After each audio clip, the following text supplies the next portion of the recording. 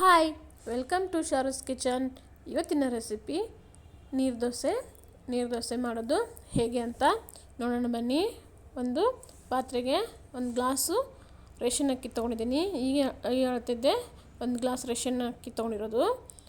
ಇವಾಗ ಇದನ್ನು ನೀರು ಹಾಕಿ ಚೆನ್ನಾಗಿ ಒಂದು 2-3 ಸಲ ನೀರು ಹಾಕಿ ತೊಳಿಬೇಕು. ಇವಾಗ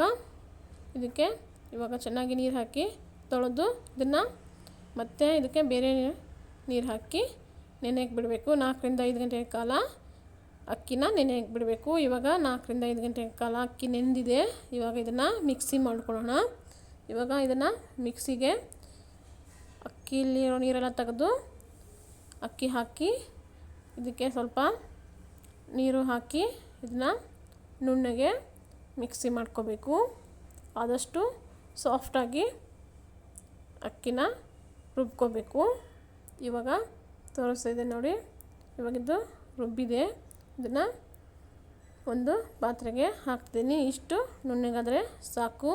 ಇವಾಗ ಇನ್ನು ಉಳಿದಿದ್ದು ಅಕ್ಕಿ ಇತ್ತಲ್ಲ, ಅದನ್ನು ಸ್ವಲ್ಪ ಹಾಕಿ ಅದಕ್ಕೆ ಇವಾಗ 1 ಕಪ್ಪು ಹಸಿ ತೆಂಗಿನ ತುರಿನ ತುರಿದಿರೋದು ಹಾಕ್ತಾಯಿರೋದು.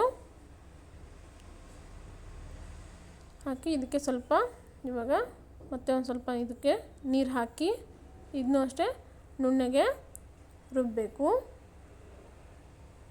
ನೋಡಿ, ಇವಾಗ ತೋರಿಸ್ತಿದ್ದೀನಿ. ಇಷ್ಟು ಸಾಫ್ಟ್ ಆದರೆ ಸಾಕು.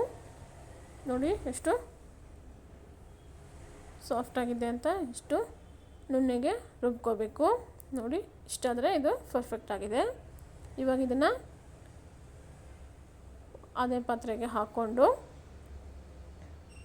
ಇವಾಗ ಇದೇ ಮಿಕ್ಸಿ ಜಾರಿಗೆ ಮತ್ತೆ ಸ್ವಲ್ಪ ನೀರು ಹಾಕ್ಕೊಂಡು ಆ ಪಾತ್ರೆಗೆ ಹಾಕ್ತಿದ್ದೀನಿ. ಆದಷ್ಟು ಸ್ವಲ್ಪ ಜಾಸ್ತಿನೇ ನೀರು ಹಾಕ್ಕೋಬೇಕು. ಯಾಕಂದರೆ ನೀರು ದೋಸೆ ಸ್ವಲ್ಪ ಹಿಟ್ಟು ತೆಳ್ಳಗೇ ಇರಬೇಕಿದು, ಅದಕ್ಕೋಸ್ಕರ. ನೋಡಿ, ಇವಾಗ ಇದಕ್ಕೆ ಸ್ವಲ್ಪ ಜೀರಿಗೆ ಹಾಕಬೇಕು.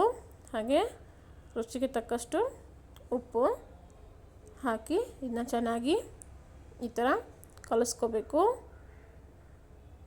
ನೋಡಿ, ಈ ಥರ ಹಿಟ್ಟು ಎಷ್ಟು ತೆಳ್ಳಗಾಗಿದೆ ಅಂತ. ಇಷ್ಟು ನೀರು ಹಾಕಿದರೆ ಸಾಕು. ಇದು ಪರ್ಫೆಕ್ಟ್ ಆಗಿದೆ. ಇವಾಗ ತೋರಿಸ್ತಿದ್ದೀನಿ ನೋಡಿ. ಈ ಥರ ಇದ್ದರೆ ಇದು ಸರಿ ಇದೆ ಹಿಟ್ಟು. ಇಷ್ಟಿದ್ರೆ ಮೆಥಡು ಕರೆಕ್ಟ್ ಇದೆ ಅಂತ.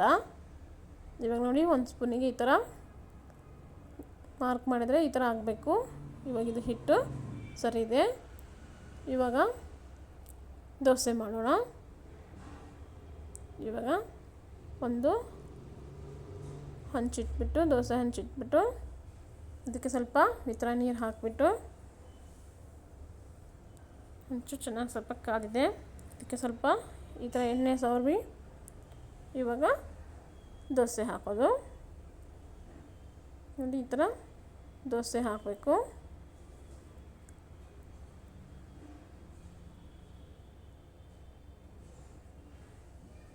ಈ ಥರ ಮಾಡಿ ಇದು ನೋಡಿ, ಸ್ವಲ್ಪನೂ ಕಟ್ಟಾಗಲ್ಲ, ಹರಿಯೋಲ್ಲ. ಎಷ್ಟು ಚೆನ್ನಾಗಿ ದೋಸೆ ಬರುತ್ತೆ. ನೀವು ಒಂದ್ಸಲ ಟ್ರೈ ಮಾಡಿ ನೋಡಿ, ಚೆನ್ನಾಗಿರುತ್ತೆ ಟೇಸ್ಟು ಕೂಡ. ಮತ್ತು ಈ ಥರ ಮೇಲ್ಗಡೆ ಸ್ವಲ್ಪ ಎಣ್ಣೆ ಹಾಕ್ತಾಯಿರೋದು. ನೋಡಿ ಎಷ್ಟು ನೀಟಾಗಿ ದೋಸೆ ಬರ್ತಾ ಇದ್ದಾವೆ ಅಂತ. ಇವಾಗ ಇದನ್ನು 2 ಸೈಡು ಬೇಯಿಸ್ತಾ ಇರೋದು. ಇವಾಗಿದು ರೆಡಿ ಆಯಿತು. ಇವಾಗ ಮತ್ತೆ ಇನ್ನೊಂದು ದೋಸೆನ ಹಾಕೋದು ತೋರಿಸ್ತಿದ್ದೀನಿ ನೋಡಿ.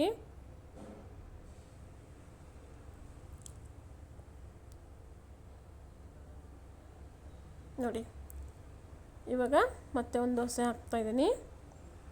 ಸ್ವಲ್ಪ ನೀರು ಚಿಮ್ಕಿಸ್ಬಿಟ್ಟು ಮತ್ತು ಸ್ವಲ್ಪ ಎಣ್ಣೆ ಹಚ್ಬಿಟ್ಟು ಈ ಥರ ದೋಸೆ ಹಾಕಬೇಕು.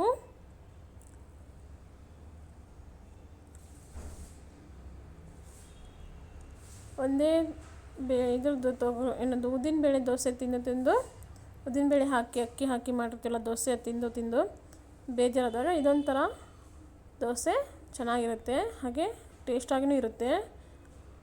ಒಂದು ಸಲ ಮಾಡ್ಕೊಳ್ಳಿ ನೀವು. ಹಾಗೆ ಕಮೆಂಟಲ್ಲಿ ತಿಳಿಸಿ ಹೇಗೆ ಬಂದಿತ್ತು ಅಂತ. ಇವಾಗ ನೋಡಿ, ಈ ಥರ ದೋಸೆ ಮಾಡಿಬಿಟ್ಟು ಇದನ್ನು ತೆಂಗಿನಕಾಯಿ ಚಟ್ನಿ ಜೊತೆ ತಿನ್ನೋಕ್ಕೆ ಟೇಸ್ಟು ಚೆನ್ನಾಗಿರುತ್ತೆ. ಇದು ಬೇಗನೆ ಆಗುತ್ತೆ. ಇದನ್ನ ಹಿಟ್ಟು ನೆನೆಸಿ ರಾತ್ರಿಯೆಲ್ಲ ರುಬ್ಬಿಟ್ಟು ಬೆಳಗ್ಗೆಗೋಸ್ಕರ ಕಾಯಬೇಕಂತೇನಿಲ್ಲ. ರಾತ್ರಿ ನೆನೆಹಾಕಿ ಬೆಳಗ್ಗೆ ಬೇಗನೆ ರುಬ್ಕೊಂಡು ಬೆಳಗ್ಗೆನೇ ಮಾಡಿಕೊಂಡು ತಿನ್ಬೋದು. ಹಾಗೆ ಇದನ್ನು ಚಟ್ನಿ ಜೊತೆ ಸರ್ವ್ ಮಾಡ್ತಿದ್ದೀನಿ. ಹಾಗೆ ಈ ವಿಡಿಯೋ ಇಷ್ಟ ಆದರೆ ಲೈಕ್ ಮಾಡಿ, ಶೇರ್ ಮಾಡಿ, ಸಬ್ಸ್ಕ್ರೈಬ್ ಮಾಡಿ. Thank you.